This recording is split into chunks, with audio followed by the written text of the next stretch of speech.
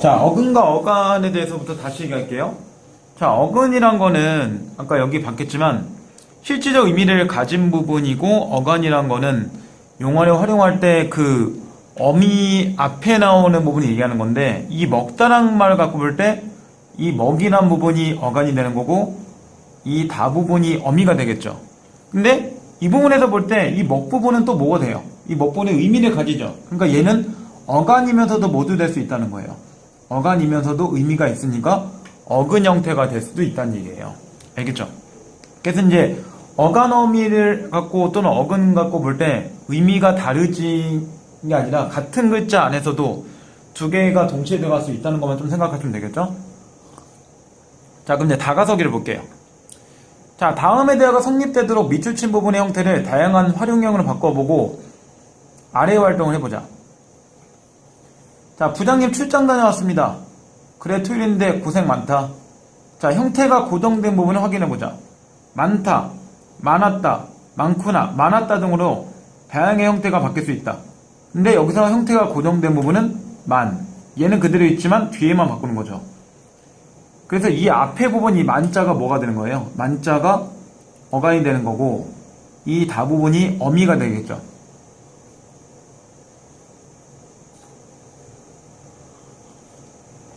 그 다음 형태가 변화한 부분 가운데 항상 단어 끝에만 오는 형태소와 단어 끝에 올 수 없는 형태소를 구분해보자. 자, 많았다의 경우에는 항상 단어의 끝에만 오는 거는 다이며, 단어의 끝에 올 수 없는 형태소는 이거다. 그래서 이 어간어미를 갖고 볼 때도 형태가 항상 고정될 수 있는 부분과 또는 그렇지 않은 부분, 뭐 이런 식으로 지금 조금씩 나눠질 수 있는 형태가 존재한다는 얘기겠죠.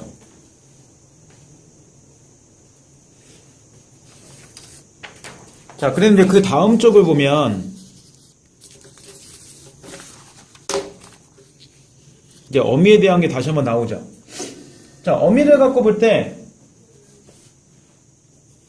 어미의 종류가 또 나눠져요. 어만어미하고 선어머어미 이렇게 나눠지는 건데, 어만어미란 거는 단어의 끝자리에 들어가는 어미, 반드시 있어야 되는 거고, 선어만어미는 어만의 어미의 앞자리에 들어간 어미이며 경우에 따라 있거나 없으며 두 개 이상이 올 수 있다. 이렇게 되는 건데, 결국 아까 많았겠군이라는 글자를 갖고 볼 때 이제 분류해 보는 거죠. 자, 많았겠군을 갖고 볼 때 어간의 형태는 만이 되겠지만 실제로 얘네들은 다 뭐예요? 악겠군 형태는 전부 다, 이렇게 보면 얘네들은 사실은 전부 다 어미가 되는 거죠. 어미가 되는 건데, 이 어미 형태에서 맨 마지막에 오는 어미를 어만어미라고 하는 거고, 이 맨 마지막에 오지 않는 모든 어미들을 선어만어미라고 하는 거예요. 그러니까 선어만어미는 무조건 맨 마지막에 오지 않는 모든 어미를 가리켜서 일단 선어만어미라고 한 거고, 어미 중에서 맨 마지막에 온 어미를 그냥 어만어미라고 한다라고 생각하면 되겠죠. 이 패턴에서는. 자, 그래서 어만어미의 종류를 보면 다시 나누죠. 종결어미와 연결어미와 전성어미. 자, 종결어미는 문장의 끝을 맺어주는 기능하는 어미로 형사형, 의문형, 감탄형, 명령형, 청유형의 종결어미가 있다. 형사형 뭐뭐다. 그 다음 의문형은 마지막에 뭐 물음표 나올 수 있는 거. 감탄형은 뭐 느낌, 감탄. 그 다음 명령형은 뭐뭐라. 청유형은 뭐뭐자. 이런 식으로 이제 끝나는 거죠. 그죠? 연결어미. 앞문장과 뒷문장을 연결하는 기능하는 어미. 대등적, 종속적, 보조적이 있다. 대등이란 건 서로 의미가 같은 거. 종속은 다른 하나가 나머지 하나를 꾸며주는 거. 보조는 이제 그 의미를 보조만 해주는 거. 뭐 이런 의미겠죠. 간단하게는. 그 다음 전성어미는 용언의 서술 기능을 다른 기능을 바꿔주는 어미. 명사형, 관형사형, 부사형, 전성어미가 있다. 이거 뒤에 나올 때 좀 더 얘기할게요. 이것까지 뭐 다 설명하기 좀 그러니까. 그 다음 용언의 활용과 종류. 용언의 형태는 규칙과 불규칙이라는 게 있는데, 그 규칙 활용할 때 어간과 어미 형태가 규칙적인 것. 근데 불규칙 같은 경우는 어간 또는 어미의 모습이 달라지는 것. 그냥 간단하게 보면, 아까부터 계속 나오죠. 먹다 같은 경우에 먹어, 먹고, 먹으나 해서 전혀 뭐 바뀌는 게 없잖아요. 그러니까 얘는 규칙이 되겠죠. 근데 불규칙 같은 경우 만약에 뭐 있다, 형태가 있다면 있고는 되는데 이어, 이어서 이렇게 되는 거니까 이미 뭐가 돼요? 이 시옷 자체가 사라지게 돼 있죠. 그러니까 얘는 이제 불규칙 형태가 되겠죠. 온간의 모습이 달라진 패턴이 보이니까. 그러니까 이런 식으로 이제 규칙과 불규칙의 형태를 만들면 되는 거고요. 자, 그 다음 이제 친해지기. 또 이제 친해지라고 나왔죠? 다음 문장에서 용언을 모두 찾아보고 그 용언의 어감과 어미를 빈칸에 적어보자. 자, 그때는 나이도 어리고 경험도 없어서 맡은 일을 완수하기가 어려웠다. 그래서 지금 보면 용언들의 밑줄을 쳐놨죠. 그죠? 각자 밑줄 쳐놓은 거고. 자, 어감과 형태를 볼 때 동사의 어감과 형사의 어감을 보면, 자,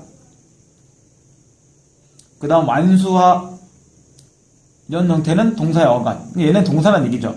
그 다음 그 다음 그 다음 어렵. 얘네들은 형용사이고, 이제 어감이 된다는 얘기겠죠. 그리고 이제 다, 고, 아, 은, 기 이런 것들은 이제 종결음이, 연결음이, 전섬이라고 하는데 간단하게 볼게요. 그래서 뭐뭐 다로 끝나는 건 지금 뭐로 끝났어요? 평서형으로 끝나는 종결음이 이제 붙인 거죠. 그 다음 뭐뭐 고, 뭐뭐 나이도 어리고 경험도 없어서 이렇게 나오니까 얘네들은 이제 연결면 되겠죠. 근데 전성어미를 보면 두 개가 나와 있죠. 맡은 형태에서 이제 나오는 건데, 이 맡은 형태를 갖고 볼 때는 맡다인데, 이게 맡은으로 바뀐 거죠. 그리고 이 완수하다 형태였는데, 그죠? 이게 완수하기로 바뀐 거죠. 그러면 맡은 이념에서 뭘 꾸며줘요? 이 맡은 이념에서 일을 수식하게 되어 있죠. 그러니까 얘는 뭐가 되는 거야? 얘는 여기 중에서 뭐가 되는 거예요? 체언을 꾸며주는 거니까, 일을 꾸며주는 거니까, 관형사형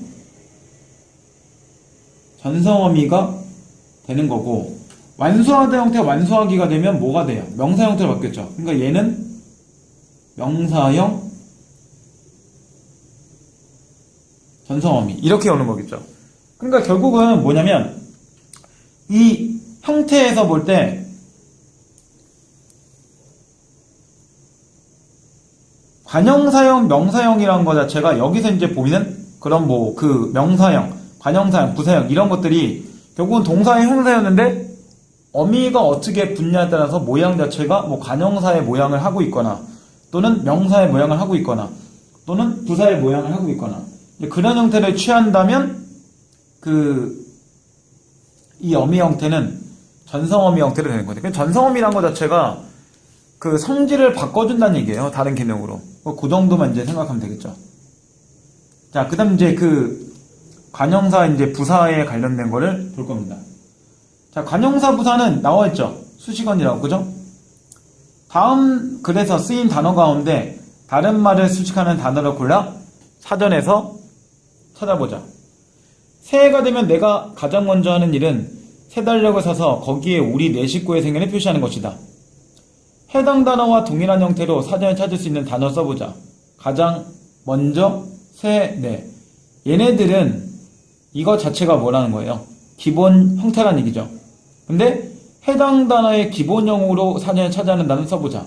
하는과 표시하는. 그러니까 하는과 표시하는은 이렇게 만약에 사전에 찾아볼 때 안 나온다는 거죠. 왜냐면 기본형이 하다와 표시하다니까 얘네들은 이거를 찾아야지 뭐가 나온 거야. 사전에서 찾을 수 있는 거고 가장이나 먼저나 새나 내는 이 네 개의 형태로 그냥 사전에 찾으면 뭐 한다는 거야? 답이 사전에서 정확한 의미 파악이 된다는 얘기겠죠. 그래서 그 두 개의 형태를 가지고 나눠주는 겁니다. 자, 그럼 이제 첫 번째, 두 번째. 그러니까 관형사 부사는 기본적으로 그 모습 자체가 그대로 뭐가 되는 거야? 기본형의 모습을 취한다는 얘기예요. 간단하게는. 자, 이제 관형사부터 볼게요. 관형사는 앞에서도 얘기했지만 기본적으로 뭐예요? 기본적으로 보면 얘는 체언, 수식이 가장 기본적 기능이죠. 다음 문장에서 항상 명사를 수식하는 기능을 하는 단어에 밑줄 쳐보자. 헌 옷이 있어야 새 옷이 있다. 저 거리에는 항상 사람이 많다. 그녀는 물에 연거푸 석잔을 마셨다. 이 경우 보면 헌은 옷을 꾸미고 새도 옷을 꾸미고 저는 거리를 꾸미고 석은 잔을 꾸미는 거죠. 다 지금 뭘 꾸며요? 다 명사를 꾸며주고 있죠. 이 밑줄들이. 그죠? 그래서 이 밑줄들이 전부 다 지금 뭐로 볼 수 있어? 이 밑줄들을 전부 다 그 관형사로 볼 수 있는 거죠. 자, 관형사의 특성 나오죠? 형태가 변하지 않는다는 점에서 용언과 구별된다. 다른 말로 하면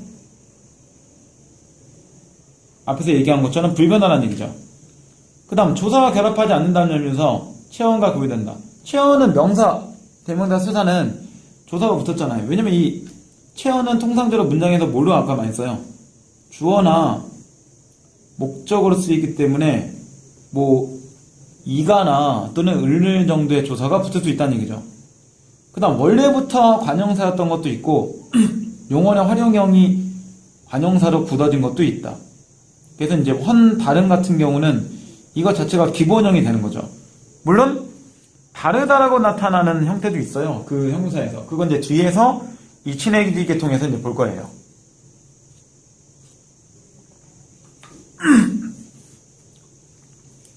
자, 이제 관형사의 종류를 보면 세 개 나눠지죠. 성상 말 그대로 성질과 상태의 줄임말이겠죠. 그래서 사물의 성질이나 상태에 나타내는 관형사, 새, 헌, 다른 뭐 이런 것도 있죠. 그 다음 지시관형사, 어떤 대상을 가리키는 관형사에서 지시한다는 얘기죠. 그 형태를 이, 그, 저 형태로. 그 다음 수관형사, 이 수관형사는 반드시 별표. 이 수관형사가 되게 중요한 문제가 되겠죠. 휴량이나 순서와 같은 수개념을 나타내는 관형사라 그래서 이 수관형사가 기본적으로 보여주는 게 뭐냐면 사물의 순서 수량이니까 앞에 뭐하고 비슷해요? 그 수사하고 되게 똑같죠. 하지만 수사하고 관형사 형태를 볼 때 수관형사를 모르면 수관형사는 반드시 뭐 한 거예요? 반드시 수식을 하는 거지만 뭔가를 명사를 또는 대명사를 뭐 수사는 뭐 이런 식으로 해서 이제 수식하는 거지만 이 수사는 수식의 기능이 없어요. 그러니까 나중에 똑같은 모양이 있다고 해도 이게 뒤에 있는 거를 꾸며주는 건지 또는 뒤에 있는 걸 꾸며주지 않는 건지에 따라서 이게 수사인지 또는 관형사인지가 구분되는 거고, 그리고 이 수관형사 문제가 수사하고 모양 자체가 되게 비슷하게 생겼단 말이에요. 그냥 보면 이거 뭐 세, 다섯, 일곱째, 제3 딱 봐도 이거 뭐처럼 생겼어요. 그냥 숫자 그대로잖아요. 그래서 얘가 나중에 시험에서는 수사하고 헷갈릴 수 있기 때문에 기본적으로 이 개념 자체는 상당히 중요하게 움직입니다. 자, 그 다음 이제 부사라고 나온 거 보게요. 자, 다음 밑줄친 부사가 무엇을 수식하고 있는지를 찾아보자. 자, 바로 눈앞에 있어서도 못 찾았다. 자, 그래서 바로 같은 경우는 뭐 눈앞을 꾸며주는 거고, 못이란 거는 찾았다를 꾸며주는 거죠. 그 다음 초행이었지만 다행히 올바른 길을 찾아갈 수 있었다. 그럼 다행히 같은 경우 여기 있는 올바른 길을 찾아갈 수 있었다. 여기 다 꾸미는 거죠. 그 다음 사람들은 비를 간절히 기다렸다. 그럼 이 간절히는 기다렸다를 꾸미는 거죠. 그 다음 그러나 비는 내리지 않았다. 그러면 그러나 같은 경우는 이 비는 내리지 않았다를 다 수식하는 거죠. 그러니까 이렇게 보면 문장에 따라서 이 부사는 문장 전체를 꾸미거나 또는 뒤에 있는 뭐 그 용어를 꾸미거나 이런 게 있죠. 물론 여기서 이제 명사를 꾸미는 경우도 있지만, 그래서 통상적으로 이제 이 부사는 아까 나왔지만 주로 용언을 수식하거나 또는 뭐 다른 부사를 수식하거나 또는 문장 전체를 수식하거나 뭐 이런 기능들을 갖고 있는 거예요. 뭐 앞에서도 얘기했지만 관형사보다 부사가 딱 봐도 지금 뭐야, 수식하는 경로가 그 정도가 훨씬 더 많잖아요. 그렇기 때문에 실제 시험에서는 만약에 뭐 문제가 나온다면 관형사고 부사가 나온다면 실제 시험은 관형사보다는 부사 문제가 좀 더 나올 확률이 높다는 거죠. 근데 이거 어디까지 확률일 뿐이니까 관형사가 중요하지 않다는 얘기 아닙니다. 관형사도 중요하지만 부사가 좀 더 쓰임새가 많기 때문에 시험 문제에서 좀 더 난이도 있는 문제를 낼 때는 부사가 나올 수 있는 확률 자체가 조금 더 높다라고 얘기하는 것 뿐이에요. 자, 그래서 이제 부사의 종류 나오죠. 문장에서 역할에 따른 분류를 볼 때 성분부사와 문장부사라고 나오는데, 성분부사는 한 문장 성분만을 수식하는 거. 그러니까 앞에 보면 이 바로는 눈앞만 꾸미고 못은 찾았다만 꾸미는 거니까 이런 것들이 성분부사가 되겠죠. 근데 다행히 같은 경우는 올바른 길을 찾을 수 있다. 뒤에를 다 꾸미죠. 그 다음 그러나 같은 경우도 비는 다 내리지 않았다. 이거 다 꾸미는 거니까 이렇게 보면 이 그러나 같은 경우가 간단하게 보면 이제 문장부사가 되는 거고, 간절히는 이 기다렸다만 꾸미는 거니까 이 간절히가 하나의 성분만 꾸미는 거니까 성분부사 이렇게 되겠죠. 그래서 이제 성분부사는 딱 하나만 꾸미는 거. 그 다음 문장부사는 하나를 초과해서 꾸미는 거. 이렇게 해서 이제 기억하면 되겠죠. 자, 그리고 이제 성분부사의 종류가 다시 3개 나눠지네요. 이 3개는 뭐 간단하게 그냥 보면 돼요. 성상부사, 지시부사, 부정부사 되는데, 성상부사, 성질상태부사는 얘기겠죠. 앞에부터 계속 얘기했으니까. 어떻게라는 방식으로 사람이나 사물의 모양, 상태, 성질을 한정하여 꾸미는 부사, 성상부사 가운데 아삭아삭과 같이 소리를 흉내내는 부사를 의성부사, 사뿐사뿐과 같이 모양을 흉내내는 부사를 의태부사라고 한다. 그래서 이제 여기에 보면 다시 나눠지죠. 사물 성질 상태를 한정해서 나타나는데 의성어를 꾸미면 의성부사, 그 다음 의태어를 꾸미면 의태부사가 되겠죠. 그러니까 의성어, 의태어의 뜻을 알면 이게 의태부사인지 의성어부사인지 이건 별로 그렇게 의미가 있는 문제는 아니죠. 그 다음 지시부사, 아까 지시관용사 형태가 똑같죠. 어떤 대상을 가리키는 부사. 그래서 이리 저리 이런 식으로 여기 나와 있는 그 지시 형태하고 똑같은 말이 되겠죠. 그 다음 부정부사는 부정문의 형태니까 못 또는 아니 형태가 되겠죠. 자, 못과 아니는 어떤 차이가 있는 거예요? 간단히 보면 이 못이라는 것은 능력 부정이죠. 그 다음 아니나 아니라는 거는 의지 부정이죠. 자, 그래서 이런 거 있잖아요. 나는 다리가 부러져서 학교를 못 갔다. 그건 내가 갈 수 있는 형태가 안 된 거니까 그런 거죠. 나는 피곤해서 학교에 안 갔다. 피곤해도 학교는 갈 수 있잖아요. 그죠? 그러니까 그런 경우에서 이제 두 개가 못과 안의 형태는 능력과 의지 형태를 나눠지는 거죠. 자, 근데 밑에 있는 설명을 볼게요. 체언 수직부사. 체언을 수직하는 경우도 있단 말이에요. 아까 여기 보면 바로 같은 경우가 눈앞을 꾸몄잖아요. 이렇게 이제 체언을 수직하는 경우도 있기 때문에 이게 기본이죠. 여기다가 이제 하나 더 추가되는 거죠. 뭐까지? 상황에 따라 모두. 체언을 수직할 때도 존재하기 때문에 부사의 쓰임새가 상당히 다양하다는 거예요. 자, 부사로서 바로, 다만, 단지, 특히, 오직, 겨우, 아주 등은 주로 용어를 수식하지만 원래 이런 것들은 용어를 수식하는 거예요. 바로 거기야, 다만 거기야, 단지 그것이야, 단지 뭐뭐의 따름이야, 특히 좋았어. 이런 식으로 이제 용어를 쓰는 경우도 있지만 상황에 따라 바로 너, 바로 눈앞, 특히 너, 이런 식으로 해서 오직 너, 이런 식으로 해서 상황에 따라 명사나 대명사를 수식하는 경우도 존재할 수 있기 때문에 이게 좀 예외상에 좀 존재합니다. 그래서 이제 부사의 쓰임새가 다양하다는 얘기 여기서 나오는 거죠. 자, 그리고 이제 문장부사의 종류는 간단하게 2개. 양태부사와 접속부사인데, 양태부사는 말 그대로 태도를 의미하는 거죠. 그래서 이제 양태란 말은 태도를 얘기하는 거고, 접속은 이제 2개를 연결해주는 거겠죠. 그래서 다행히, 과연, 설마, 제발, 정말, 결코는 이제 태도. 그 다음, 그러나, 그런데, 그리고 하지만은 이제 접속, 이런 기능을 가지는 거죠. 자, 이제 친해지기를 볼까요? 다음 대화에서 수식어를 찾아 관형사와 부사로 구분해보자. 이 모자가 마음에 들긴 한데 여기에 뭐가 묻었네요. 죄송합니다. 다른 것으로 찾아드리겠습니다. 계산은 먼저 할게요.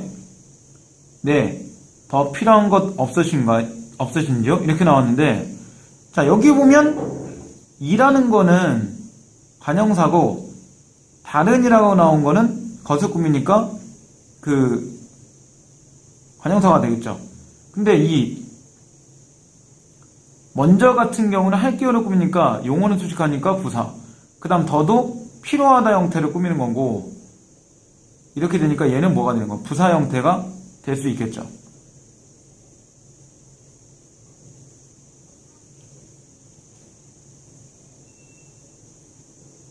근데 나중에 이제 문제 물어보는 게 이런 게 있잖아요.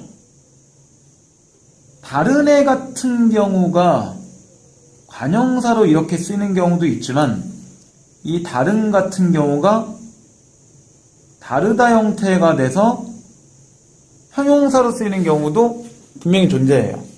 그럼 이제 어떤 경우에 이 다른이 그 형용사가 되는 거고, 그럼 어떤 경우에 이 다른이 관형사가 되는지 이제 간단하게 뭐 그게 이제 시험에 나올 수 있기 때문에 이거 뭐 얘 나와 있으니까 이제 보는 건데, 만약에 뭐 그 다른 이런 식으로 이제 바꿀 수 있다면 걔는 이제 그 관형사가 되는 거예요. 이거 하나의 그냥 팁이에요. 그래서 여기 같은 경우에 다른 것으로 찾아드리겠습니다. 이렇게 바꿀 수 있기 때문에 얘를 관형사로 볼 수 있어요. 근데 그렇게 바꿀 수 없다면 형용사가 되죠. 이건 정말 뭐 간단한 그냥 꿀팁 정도로 보면 되고요. 실제로는 이 두 개가 관형사로 쓰일 때와 실제로 형용사로 쓰일 때 사실은 그 단어의 의미가 달라요. 그렇기 때문에 그런 건데, 관형사로 쓰일 때는 보통 이런 의미로 많이 써요. 그 당장 문제가 뭐 되거나 해당되는 거 외에, 그러니까 이 해당 사항 외에 또 다른 걸로 드리겠습니다. 이런 식으로 나와있기 때문에 얘는 관형사가 될 수 있는 거고, 형용사로 쓰일 수 있는 거는 다르다라고 해서 두 개의 대상 자체가 서로 같지 않다. A와 B가 다르다. 이렇게 쓸 때 이제 그 다르다는 형용사를 쓰는 거예요. 그러니까 기본적으로 다른이란 형태가 관형사로 올 때와 뜻과 형용사로 올 때의 뜻이 서로 다르다는 거죠. 그래서 관형사 같은 경우는 뭐 해당되는 것 외 이렇게 되는 거고, 그 다음 형용사 같은 경우는 서로 같지 않은 이런 정도 의미니까 이건 단어의 뜻을 정확하게 알고 움직이면 실제로 시험에서는 좀 더 쉽게 생각할 수 있습니다. 알겠죠?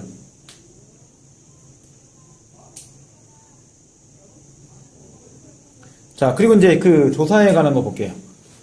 자, 이 조사가 이제 마지막이죠. 그죠? 이 품사와 연결된 설명은.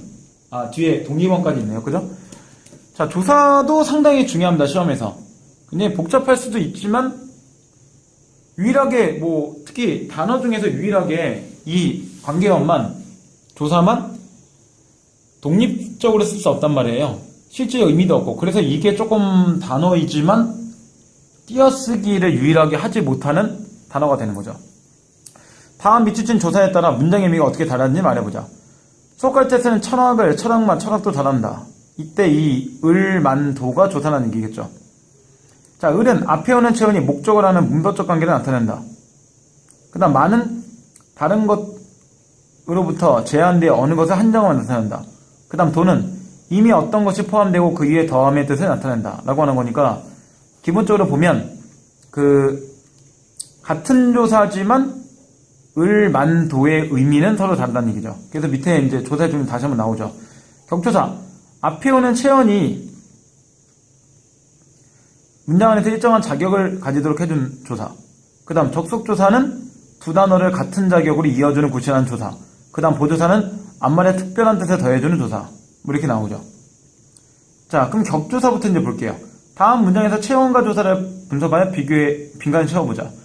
아버지께서 부엌에서 동생의 간식을 만드신다 라고 나오고, 자, 아버지께서 부엌에서 동생의 간식을 만드신다 라고 할 때 뭐 주어, 부서, 관용어, 목적어, 서술어 라고 나왔는데, 중요한 건 여기서 이제 깨서는 주격조사, 에서도 부사격조사, 의는 관역조사, 을은 목격조사, 만드신다 그냥 동사 이렇게 되니까 격조사의 종류가 주격조사, 부사격조사, 관역격조사, 목격조사 이렇게 나눠질 수 있다는 거죠.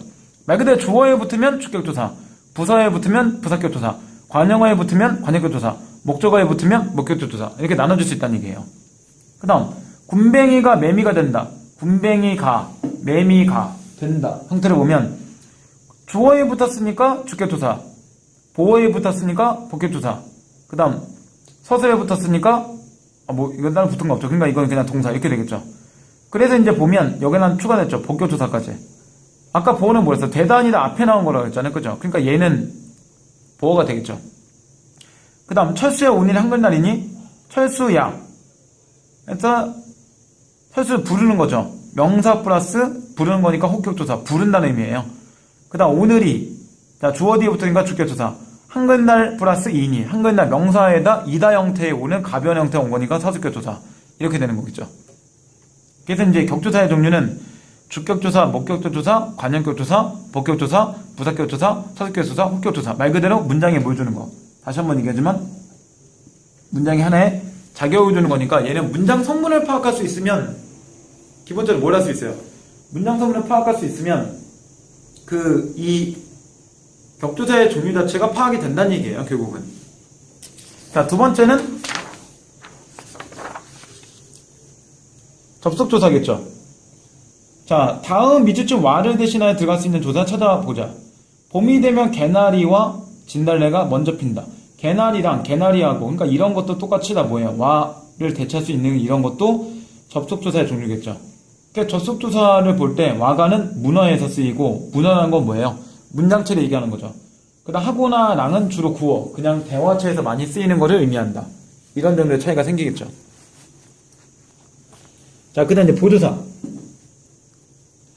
자, 보조사는 앞에서 보면 특정한 의미를 뭔가 더해주거나 제한하거나 이런 것들이겠죠.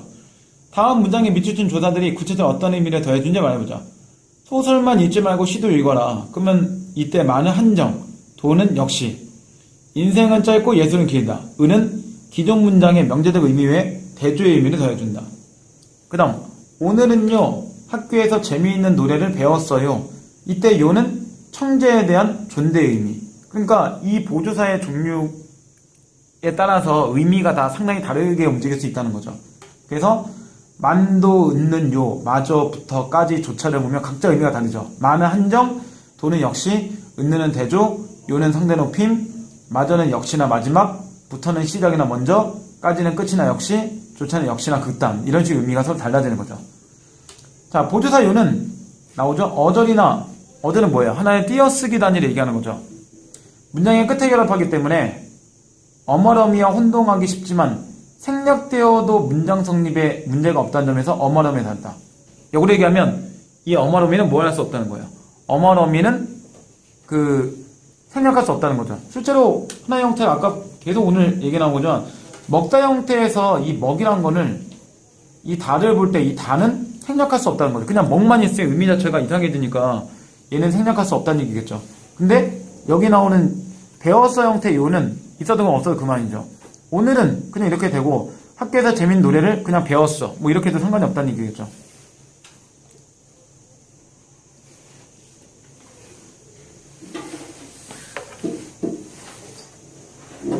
자, 이제 친해지기. 다음 문장에서 체험과 조사를 분석하여 빈칸을 채워보자. 자, 그래서 이제 이 마지막 문장이죠. 친구야, 포기란 배추를 셀 때 나는 말이다. 해서 친구야, 부르는 거니까 혹격조사. 포기란 보조사, 을은 어차피 격조사죠. 그래서 목격조사. 그 다음 나, 보조사. 그 다음 맨 마지막 이단은 서격조사. 그래서 이제 조사의 종류가 하나, 둘, 셋, 넷, 5개가 있는데 보조사를 쓰는 경우가 있고 그 다음 이제 그 격조사를 쓰는 게 이제 있는 거죠.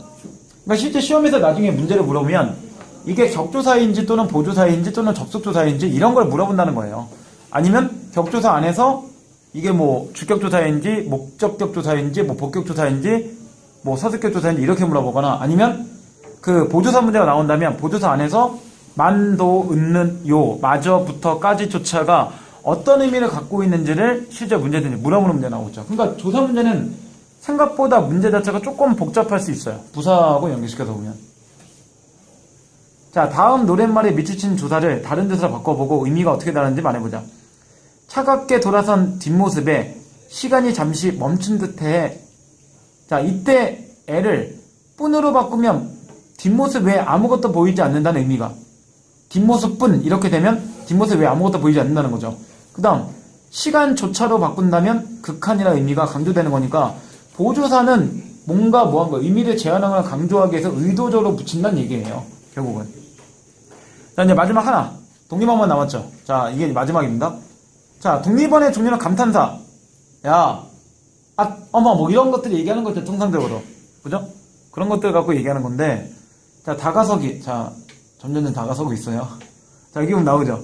다음 문장에 다른 성분들이 얽매이지 않고 독립성 있는 단어는 보자. 여보, 앞 좀 잘 보고 다니시오. 이건 여보 당시 할 때 그 여보가 아니겠죠. 그죠? 이때 여보는 이거 자체만 가지고도 뭐 할 수 있어요? 하나의 문장 만들 수 있죠. 여보! 이런 식으로. 아, 여보세요! 뭐 이런 식으로 문장 만들 수 있으니까 그거 자체로 그 문장 만들 수 있기 때문에 이거 감탄사로 얘기하는 거죠. 그래서 이제 감탄사를 갖고 보면 여기 나오죠. 여보나 예 이런 건 부르는 말이고 앗, 허허, 저런, 아이고, 흥 이런 것들은 느낌. 네, 응 이런 건 대답. 그러니까 이 감탄사의 종류는 꼭 뭐 부르는 것만 있는 게 아니라 느낌을 나타낼 수도 있고 또는 대답을 나타낼 수도 있고 이렇게 해서 이제 좀 나타날 수 있다는 거죠. 이거 근데 감탄사가 기억에서 꼭 기억할 게 이거예요. 이런 거. 영희야 뭐 이런 것들. 이걸 보면 영희 플러스 이건 야로 나눠질 수 있는 거니까 얘는 뭐가 되는 거예요? 이거는 감탄사가 아닌 거죠. 그죠? 왜냐면 얘는 명사가 되는 거고 얘는 아까 얘기한 것처럼 혹격, 조사가 되는 거기 때문에 이게 이제 감탄사하고 연결시켜서 감탄사는 딱 하나만으로 쓸 수 있는 거고 똑같은 부르는 거지만 영희와 같은 경우는 명사와 조사 나눠지는 거기 때문에 이건 감탄사가 아니다. 이렇게 해서 이제 이게 하나로 그냥 끝나는 건지 두 개 나눠지는 거에 따라서 감탄사인지 아닌지도 한 번 더 구분해 볼 수 있다는 거예요. 그래서 이런 것 정도를 좀 보면 되겠죠. 자, 그래서 이제 그 품사에 관한 기본 설명은 이 정도까지만 할 거고요. 다음 시간 이제 그 학습 활동이나 뭐 배운 후에를 통해서 그 이 품사에 대한 정리를 다시 한번 하겠습니다.